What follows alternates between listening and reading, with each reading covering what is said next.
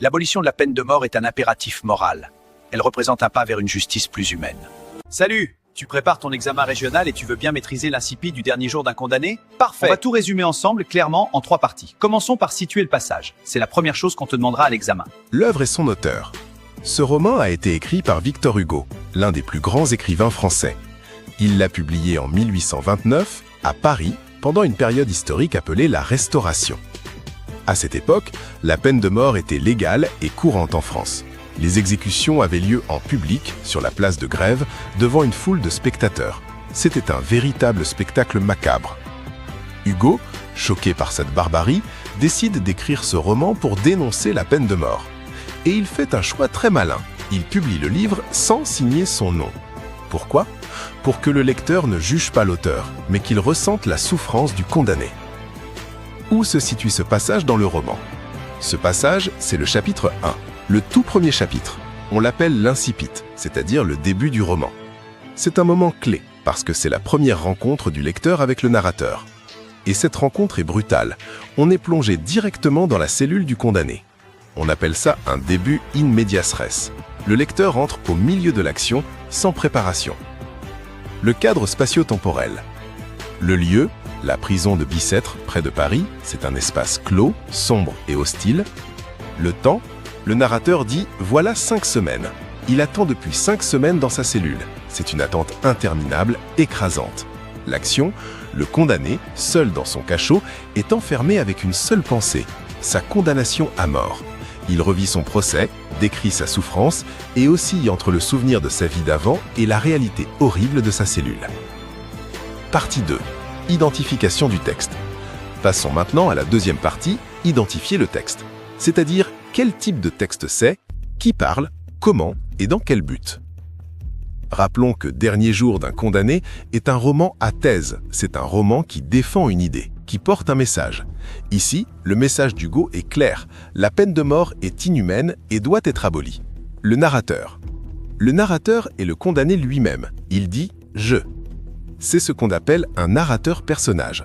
Mais attention, Hugo garde volontairement le mystère sur ce personnage. Pas de nom, pas de crime mentionné.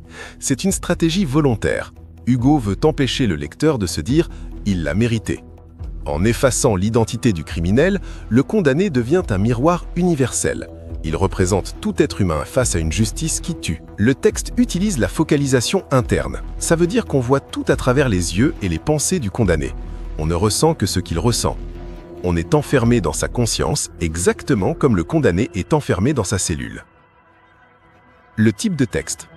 Ce premier chapitre mélange le narratif, le condamné raconte son procès, son transfert à Bicêtre, et le descriptif. Il décrit sa cellule, la dalle mouillée, la lampe pâle, le soldat, son angoisse. Partie 3. Analyse du texte. Et maintenant, la partie la plus riche, l'analyse du texte. C'est ici qu'on montre qu'on a compris en profondeur ce que Hugo fait dans ce chapitre. On va voir les procédés d'écriture et leurs effets. 1. La double incarcération. Le condamné vit 2 prisons en une. La captivité physique, son corps est au fer, il est dans un cachot sombre, immobile, plongé dans les ténèbres. La captivité mentale, son esprit est lui aussi prisonnier. Il ne peut plus penser librement. Une seule idée l'envahit, le dévore. Et voilà l'idée clé. L'agonie mentale précède et surpasse l'agonie physique. La souffrance de l'esprit est pire que la souffrance du corps. Hugo montre que la peine de mort ne tue pas seulement le corps, elle détruit l'esprit bien avant l'exécution. 2. Le choc des temps. L'opposition passé-présent. Hugo construit un contraste saisissant entre 2 moments de la vie du condamné. Autrefois, promenade, théâtre, marronnier, liberté. Maintenant, cachot clos, dalle mouillée et suante, captivité. Ce contraste rend la souffrance encore plus insupportable. 3. La circularité. Le chapitre commence par « condamné à mort » et il se termine par « condamné à mort ». Le texte tourne en rond, comme un cercle fermé, vicieux. 4. L'anaphore et le rythme ternaire, le poids du temps. Toujours seul, toujours glacé, toujours courbé. L'anaphore insiste sur la répétition. Le rythme ternaire crée un effet de martèlement. 5. Les champs lexicaux de la souffrance et la personnification de la mort. Le corps, l'incarcération, la souffrance, la mort. Un spectre de plomb, 2 mains de glace, seules et jalouses. 6. Les registres littéraires et l'effet créé. Hugo utilise 2 registres principaux pour toucher le lecteur. Le registre pathétique, il suscite la pitié et la compassion.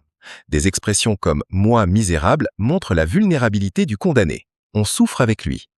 Le registre tragique, il montre un destin inévitable, une fatalité contre laquelle le condamné ne peut rien. Ces 2 registres combinés créent une empathie puissante chez le lecteur. 7. La visée du texte.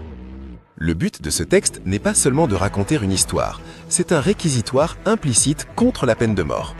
Hugo ne dit jamais directement « abolissez la peine de mort », mais il fait ressentir au lecteur toute l'horreur de cette condamnation.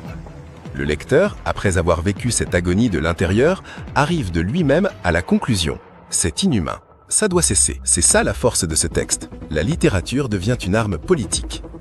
Voilà, on a fait le tour complet de l'incipit.